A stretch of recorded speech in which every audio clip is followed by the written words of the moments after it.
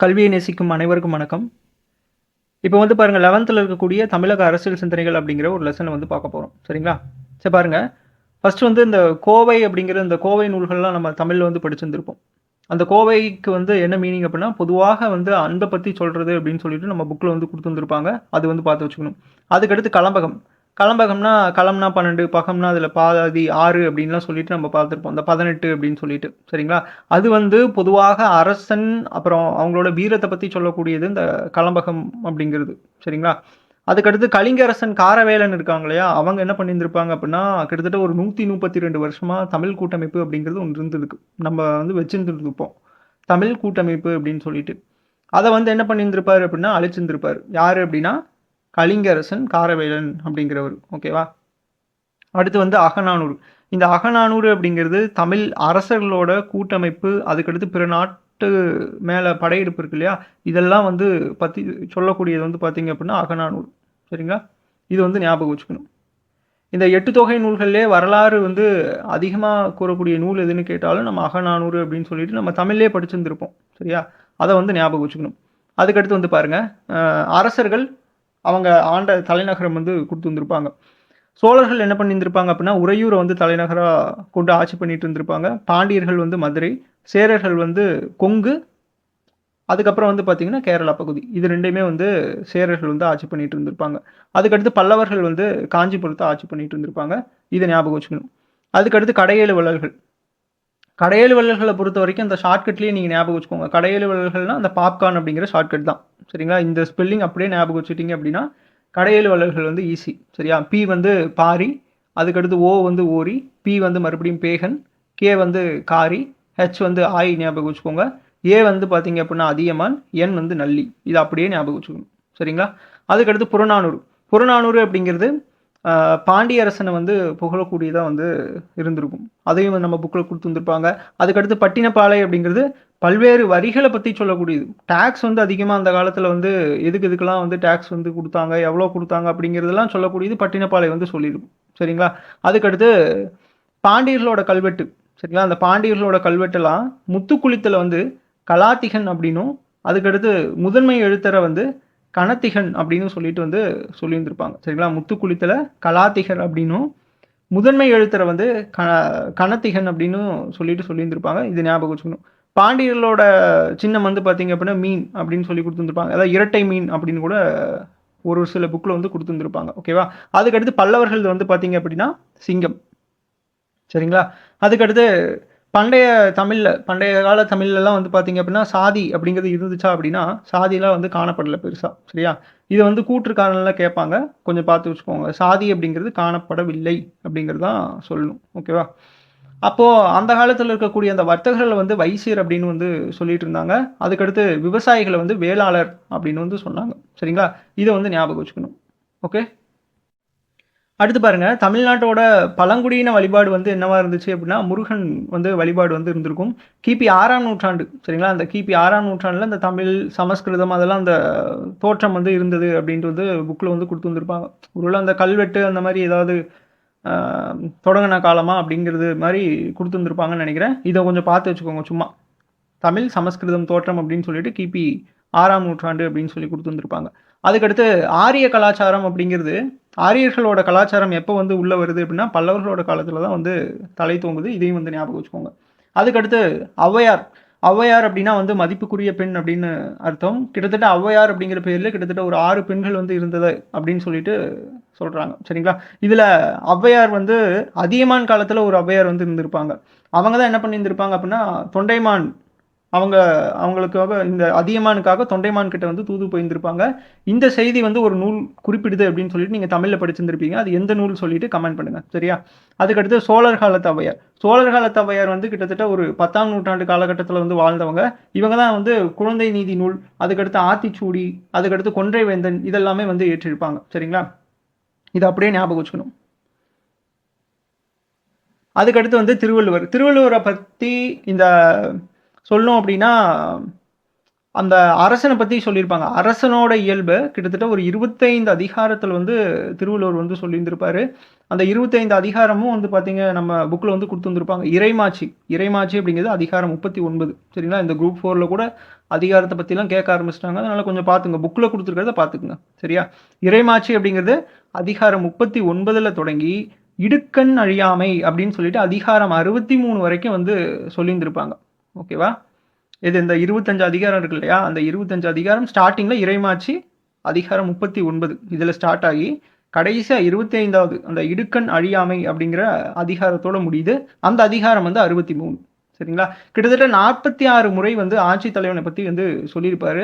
ஆட்சி தலைவனுக்கு வெவ்வேறு பெயர்கள் வந்து சூட்டியிருப்பாங்க. நம்ம புக்ல வந்து குடுத்துருந்துருப்பாங்க. அது சும்மா ஒரு டைம் மட்டும் ரீட் பண்ணிக்கோங்க. அவ்வளவுக்கும் முக்கியம் இல்ல. சரியா? அடுத்து வந்து பாருங்க. அரசனை பத்தியும், அதுக்கடுத்து அரசியல் அமைப்பு பத்தியும் வந்து பார்த்தீங்க அப்படின்னா, எந்த அதிகாரத்துல வந்து சொல்லியிருக்காருன்னு கேட்டாங்க அப்படின்னா, பொருட்பால்ல வந்து சொல்லியிருந்திருப்பாரு. சரிங்களா? இத வந்து ஞாபகம் வச்சுக்கணும். அதுக்கடுத்து திருவள்ளுவரோட அரசியலமைப்பு வந்து எப்படி இருந்தது அப்படின்னா, மக்கள் நல அரசா வந்து இருந்திருக்கும். சரிங்களா? இது வந்து முக்கியம். கேட்பாங்க ஞாபகம் வச்சுக்கணும்.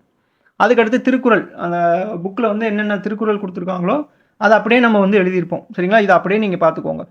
முறை செய்து காப்பாற்றும் மன்னவன் மக்கட்கு இறையென்று வைக்கப்படும் அப்படிங்கிற ஒரு குறள். என்ன அப்படின்னா ஒரு மன்னன் இருக்கான் அப்படின்னா நீதிநெறி வழுவாமல் நீதிநெறி தவறாம மக்களை வந்து பாதுகாத்தான் அப்படின்னா அவன் இறைவனுக்கு ஒப்பாக வந்து கருதப்படுவான் அப்படின்னு சொல்லிட்டு இதை கொடுத்துருந்துருப்பாங்க.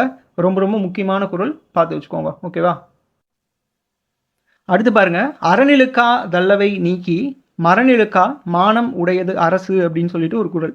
இதுல வந்து என்ன சொல்றாங்க அப்படின்னா, அறம் வழுவாது, அறம் தவறாம தீமைகளை நீக்கி மரம் வழுவாது, மரம்னா என்னது?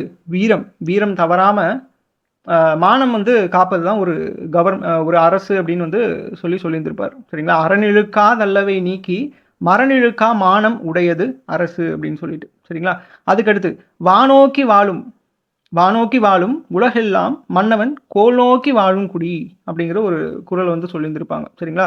இதுல என்ன சொல்லியிருந்திருப்பாங்க அப்படின்னா, மன்னவன் கோல் அப்படிங்கிற வார்த்தையை நீங்க எடுத்துட்டு தான் இதுல இருக்கக்கூடிய அந்த மன்னவன் கோல் அப்படிங்கிற வார்த்தையை எடுத்துட்டு நல்லாட்சி அப்படின்னு நீங்க போட்டீங்க அப்படின்னா இந்த காலத்துக்கு வந்து தகுந்த மாதிரி இந்த குறள் வந்து அமையும் அப்படின்னு சொல்லிட்டு நம்ம புக்ல வந்து கொடுத்துருந்துருப்பாங்க. சரிங்களா? இதனோட குறளோட மீனிங் என்ன அப்படின்னா, வானோக்கி வாழும் உலகெல்லாம் அப்படின்னா இந்த உலகத்து உயிர்கள் எல்லாமே என்ன பண்ணியிருந்திருக்கோம் அப்படின்னா மழையை எதிர்பார்த்து வாழ்ந்துட்டு இருக்கோம். மழைன்னா என்ன? மழை வந்ததுன்னா மட்டும்தான் அந்த உணவுக்கு வந்து அடிப்படையே என்னது? மழை தானே. அதனால எல்லாம் இந்த உலகத்து மக்கள் எல்லாமே வந்து மழையை தான் வந்து எதிர்பார்த்துட்டு இருப்பாங்க. அதே மாதிரியே இங்க இருக்கக்கூடிய ஒரு அரசன் இருக்கான், கீழே மக்கள்லாம் இருக்காங்க அப்படின்னா அந்த மக்கள்லாம் எதை பார்த்து வந்து எதிர்பார்த்துட்டு இருப்பாங்க அப்படின்னா அவரோட செங்கோலை வந்து பார்த்து வாழ்ந்துட்டு இருப்பாங்க அப்படின்னு சொல்லிட்டு கொடுத்துருந்துருப்பாங்க. அதான் அதுல குடி அப்படின்னு சொல்லி கொடுத்துருவாங்க. குடினா அந்த குடிமக்கள் எல்லாமே அந்த செங்கோலால் ஆட்சி செய்யக்கூடிய அந்த மன்னனை வந்து நோக்கி வாழ்ந்துட்டு இருப்பாங்க. அது போல அப்படிங்கிற ஒரு ஓம உருவு இதில் மறைஞ்சு வந்திருக்கும். சரிங்களா? இது நம்ம தமிழில் வந்து பார்ப்போம். சரியா? அதுக்கடுத்து குடிதழி கோலோச்சும் மாநில மன்னன் அடிதழியை நிற்கும் உலகு அப்படிங்கிற ஒரு குறள். சரிங்களா? குடிதழி கோலோச்சும் மாநில மன்னன் அடிதழியை நிற்கும் உலகு. இதனோட பொருள் என்ன அப்படின்னா, குடிமக்களை அன்போடு அணைத்து கொண்டு ஆட்சி புரியும் அரசனுடைய அடிகளை வந்து பொருந்தி நிற்கும், இந்த உலகமே வந்து அவனோட அடியை வந்து பொருந்தி நிற்கும் அப்படின்னு வந்து சொல்லி கொடுத்துருப்பாங்க. சரியா? இதையும் பார்த்துக்கணும். அதுக்கடுத்து அல்லற்பட்டு ஆற்றாது அழுத கண்ணீர் அன்றே செல்வத்தை தேய்க்கும் படை. இது ப்ரீவியஸ் ஒரு கொஸ்டின்ல கேட்டிருக்காங்க. சரிங்களா? ஒரு மக்கள் இருக்காங்க அப்படின்னா அவங்க துன்பப்பட்டு மக்கள் வந்து கண்ணீர் வடிச்சாங்க அப்படின்னா அந்த கொடுங்கோல் அரசன் இருக்காங்க இல்லையா, அந்த கொடுங்கோல் அரசனோட ஆட்சி அடியோட தேய்ந்து விடும் அப்படின்னு சொல்லி கொடுத்துருப்பாங்க. சரிங்களா? தேய்த்து விடும் அப்படின்னு சொல்லிட்டு இதையும் வந்து ஞாபகம் வச்சுக்கணும். அதுக்கடுத்து வருவாயை பத்தி ஏதாவது சொல்லியிருக்காரா அப்படின்னா வருவாயை பத்தியும் சொல்லியிருப்பாரு. இயற்றலும் ஈட்டலும் காத்தலும் காத்த வகுத்தலும் வல்லது அரசு அப்படின்னு சொல்லியிருப்பாங்க. சரிங்களா? இது என்ன, இதனோட பொருள் என்ன அப்படின்னா, பொருள் வந்து எந்த இடத்துல ஒரு வருவாய் வந்து எந்த இடத்துல அதிகமாக கிடைக்குதோ அதை அந்த வழிகளை வந்து ஒரு அரசன் அப்படிங்கிறது வந்து ஆராயணும். சரிங்களா? அதான் பொருள் வருவாய்க்கான வழிகளை வந்து உண்டாக்கணும். சரியா? அந்த உண்டாக்குதல் வரும் பொருளை வந்து சேமிக்கணும். சரிங்களா? ஒரு விஷயத்துலேருந்து பணம் அதிகமாக வருது அப்படின்னா அந்த பொருள்லேருந்து வரக்கூடிய வருவாயை வந்து சேமிக்கணும். அதுக்கடுத்து அந்த சேமித்த வருவாயை வந்து பாதுகாக்கணும். சரிங்களா? நல்ல முறையில் வந்து பாதுகாக்கணும். அந்த பாதுகாத்த பணத்தை என்ன பண்ணணும் அப்படின்னா, நாட்டோட நலத்துக்கு செலவிடணும். சரியா? இது எல்லாமே வந்து சொல்லியிருந்திருப்பாங்க. இது 3 இந்த 4மே வந்து முக்கியம். இயற்றல்னா என்ன அர்த்தம்? எந்த இடத்துலேருந்து பொருள் வருது அப்படின்னு சொல்லிட்டு, நீங்கள் எந்த இடத்துல அதிகமாக ரெவென்யூ வருது அப்படின்னு சொல்லிட்டு அந்த டிபார்ட்மெண்ட்டை வந்து கண்டறியணும். அதுக்கடுத்து ஈட்டலும். அதுலேருந்து ஈட்டுறதுக்கான வழியை வந்து உண்டாக்குறது. அதுக்கடுத்து அந்த ஈட்டினதுக்கு அப்புறம் என்ன பண்ணணும்? காத்தல்னா என்னது? பாதுகாக்கிறது. சரிங்களா?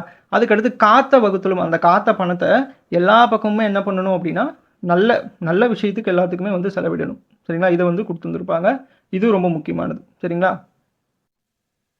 அடுத்து பாருங்க, ஒரு பாக்ஸ் கண்டென்ட்ல கொடுத்துருப்பாங்க. சரிங்களா? அந்த கடவுளை வந்து புகழ்ந்து கிட்டத்தட்ட ஒரு 10 அதிகாரத்தில் வந்து திருவள்ளுவர் வந்து பாடியிருப்பாரு அப்படின்னு சொல்லிட்டு இதையும் ஞாபகம் வச்சுக்கணும். அதுக்கடுத்து பாரதியாரோட கூற்று. சரிங்களா? பாரதியார் வந்து என்னன்னு சொல்லுவாங்க? மகாகவி அப்படின்னு சொல்லுவாங்களா? மகாகவி அப்படின்னா மிகப்பெரிய கவிஞர் அப்படின்னு. மானா என்னது? பெரியன்னு தானே சொல்லியிருந்திருப்போம். இல்லை மகா அப்படின்னாலும் பெரியதான்.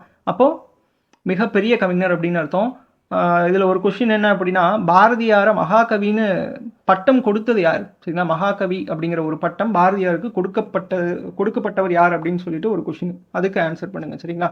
என்ன சொல்லியிருந்திருப்பாரு அப்படின்னா, ஜாதி மதங்களை பாரோம். சரிங்களா? ஜாதி மதங்களை பாரோம் உயர் ஜன்மம் இத்தேசத்தில் எய்தினர் ஆயின் வேதியர் ஆயினும் ஒன்றே அன்றி வேறு குலத்தினர் ஆயினும் ஒன்றே அப்படின்னு சொல்லிட்டு ஒரு கூற்று வந்து சொல்லியிருந்திருப்பாங்க. நம்ம புக்கில் தான் கொடுத்துருப்பாங்க. அதையும் நோட் பண்ணிக்கணும். சரிங்களா? அதுக்கடுத்து நாம் வந்து 1000 பிரிவாக வந்து பிரிஞ்சிருக்கலாம். ஆனால் இந்திய படையெடுப்பை வந்து என்ன பண்ண முடியாது அப்படின்னா, ஒருபோதும் நம்ம வந்து நியாயப்படுத்தவே முடியாது அப்படின்னு சொல்லிட்டு இதுவும் வந்து பாக்ஸ் கண்டென்ட்ல கொடுத்துருப்பாங்க. இதையும் ஞாபகம் வச்சுக்கணும். சரிங்களா? அதுக்கடுத்து அவரோட படைப்புகளை பொறுத்த வரைக்கும் கண்ணன் பாட்டு, அதுக்கடுத்து நிலவும் வான்மீனும் காற்றும். சரிங்களா? இது ரொம்ப முக்கியம். ஏன்னா இது நீங்கள் தமிழில் வந்து படிச்சிருக்க மாட்டீங்கன்னு நினைக்கிறேன். இதுலேயே பார்த்துக்கோங்க. சரிங்களா? கண்ணன் பாட்டு, நிலவும் வான்மீனும் காற்றும், பாஞ்சாலி சபதம் இதெல்லாம் வந்து அவர் இயற்றியிருப்பார். சரியா? அதுக்கடுத்து இந்த பாஞ்சாலி சபதத்தில் என்ன பண்ணியிருந்திருப்பார் அப்படின்னா, இந்தியாவை, இந்த நம்மளோட பாரத தாயை திரௌபதியா, அதான் பாஞ்சாலியா வந்து உருவகம் பண்ணியிருப்பாரு. ஆங்கிலேயர்களை வந்து கௌரவர்கள் அப்படின்னும், அப்போ அன்றைய மக்கள் இருந்தாங்க இல்லையா, அவங்க விடுதலைக்காக போராடினவங்களா இருக்கட்டும், எல்லாத்தையுமே வந்து பாண்டவர்களுக்கு ஒப்பாக வந்து பாரதியார் வந்து எழுதியிருப்பார். சரிங்களா? இதை வந்து ஞாபகம் வச்சுக்கணும். அதுக்கடுத்து 1908 சுதேசி கீதங்கள் அப்படிங்கிறத வந்து வெளியிட்டிருப்பார். இது ஞாபகம் வச்சுக்கணும். சரிங்களா? சுதேசி கீதங்கள் அந்த கவிதை வந்து வெளியிட்டிருப்பார்.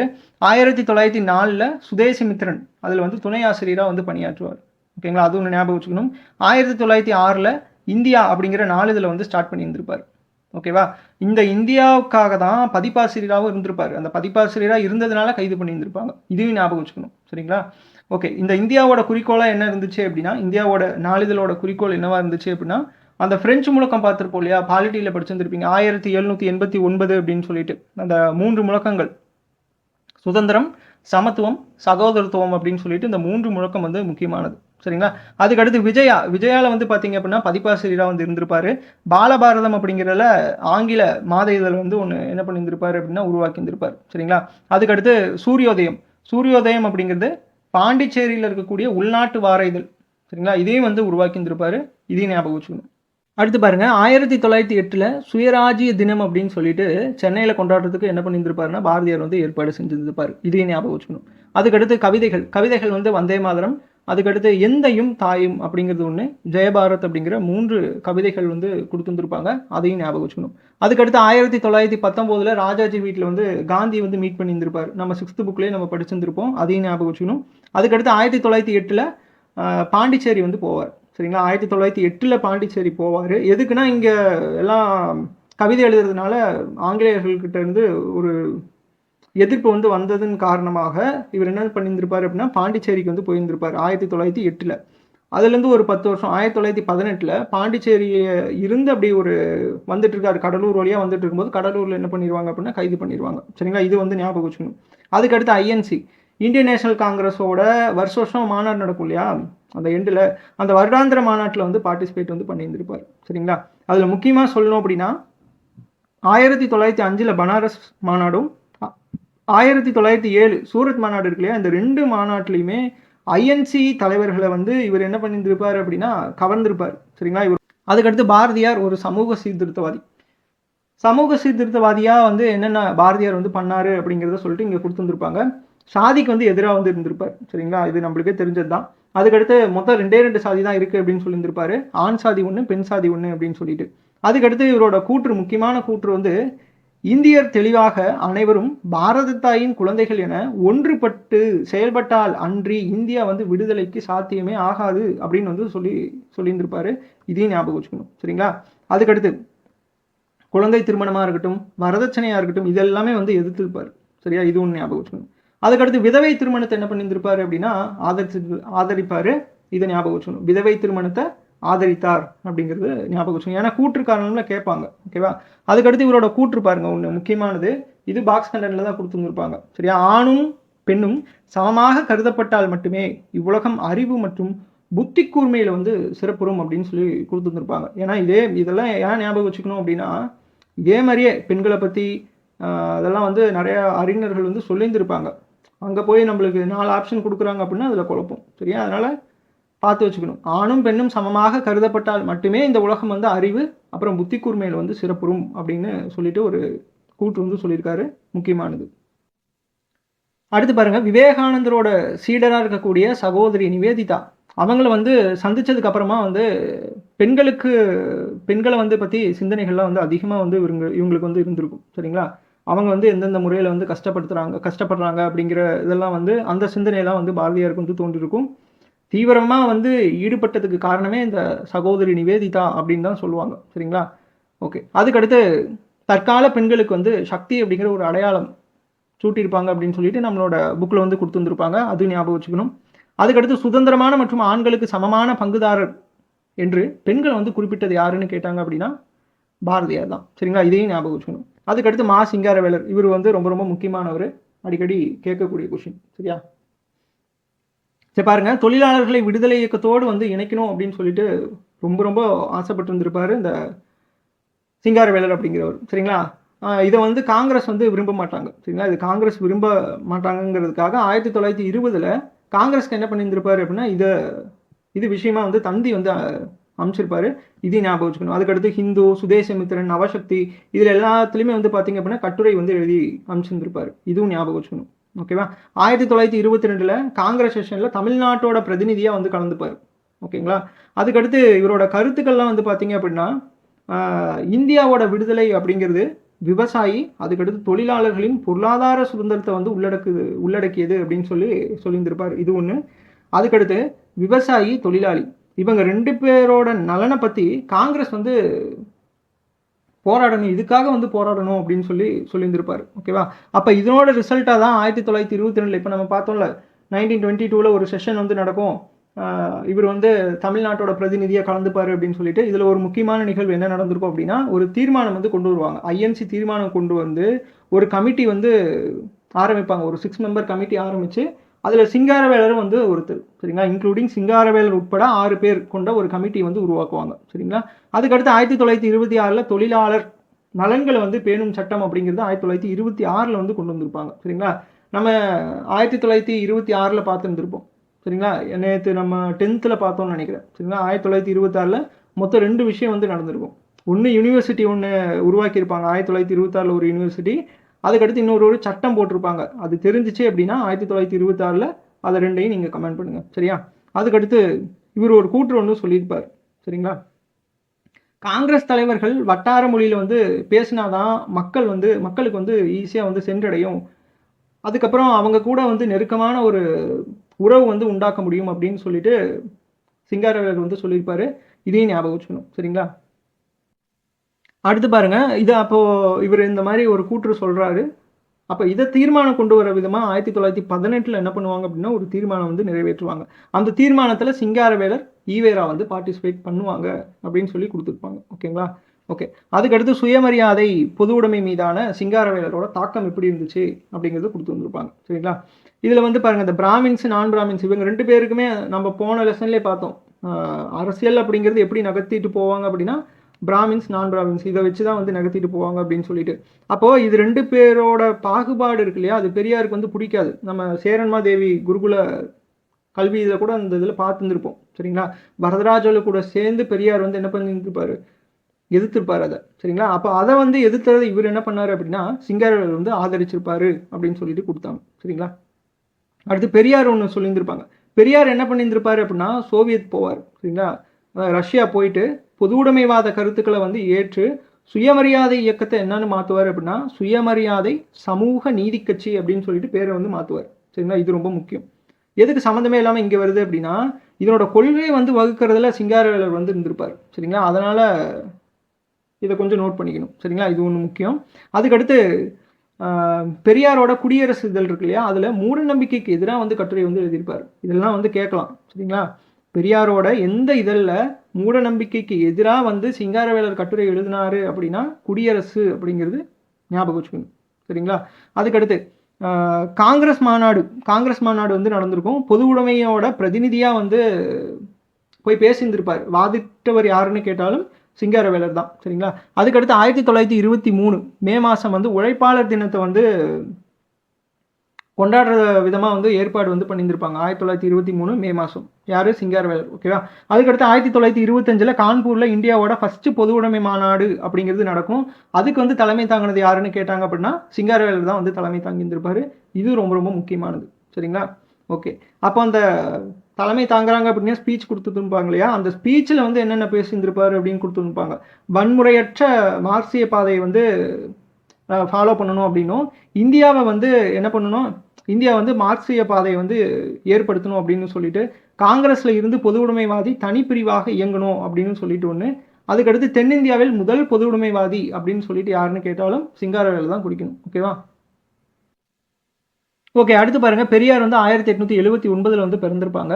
தமிழகத்தோட தலை சிறந்த சீர்திருத்தவாதி யாருன்னு கேட்டாங்கன்னா பெரியார் தான். சரியா, இது ஞாபகம் வச்சுக்கணும். தமிழகத்தின் தலை சிறந்த சீர்திருத்தவாதி யாருன்னு கேட்டாங்கன்னா பெரியார் தான். அதுக்கடுத்து 1917 ஈரோடு நகர்மன்ற தலைவராக வந்து இருந்திருப்பாங்க. நம்ம பாலிட்டியில் கூட படிச்சிருந்துருப்பீங்க. 17 வந்து இருந்திருப்பாங்களா, அதுலேருந்து ஒரு 2 வருஷம் 1919 வந்து பார்த்தீங்கன்னா அந்த குழாய் நீர் திட்டம் வந்து கொண்டு வந்திருப்பாங்க தமிழ்நாட்டில் ஃபஸ்ட்டு அப்படின்னு சொல்லிட்டு. ஓகேவா. அதுக்கடுத்து இவரோட கூற்று வந்து முக்கியம். பெரியாரோட ஒரு கூற்று சொல்லியிருந்திருப்பாங்க. தேசத்தின் பெயரால் ஓர் குழு மக்களை சுரண்ட நினைத்தால் அத்தேசம் போராடி பெற்ற உண்மையான சுதந்திரம் அது கிடையவே கிடையாது அப்படின்னு சொல்லிட்டு, தேசத்தோட பேரில் மக்களை வந்து ஏதோ ஒரு விதத்தில் வந்து சுரண்டுறாங்க அப்படின்னா அவங்க போராடி பெற்ற சுதந்திரத்துக்கு ஒரு உண்மையான சுதந்திரமே கிடையாது அப்படின்னு சொல்லியிருந்திருப்பாங்க. ஓகேவா. அதுக்கடுத்து இலங்கை பேருரை, இலங்கையில் போய் பேசியிருந்திருப்பாரு. அந்த உரையில் வந்து தேசம் தேசியவாதத்தை இது ரெண்டையும் வந்து கடுமையாக வந்து எதிர்த்திருப்பார் பெரியார். இது வந்து ஞாபகம் வச்சுக்கணும். சரிங்களா. அதுக்கடுத்து பெரியாரை வந்து நவீன தமிழகத்தின் தந்தை அப்படின்னு சொல்லுவாங்க. பெரியாரை வந்து நவீன தமிழகத்தின் தந்தை அப்படின்னு சொல்லுவாங்க. இது ஞாபகம் வச்சுக்கோங்க, நவீன தமிழகத்தின் தந்தை. அதுக்கடுத்து தமிழகத்தில் தலை சிறந்த சீர்திருத்தவாதி, இது ரெண்டையுமே ஞாபகம் வச்சுக்கணும். சரிங்களா, இது இந்த லெசன் வந்து இதோட முடியுது. நம்ம நெக்ஸ்ட் வீடியோவில் அடுத்த லெசனை பற்றி பார்க்கலாம். சரிங்களா, நன்றி.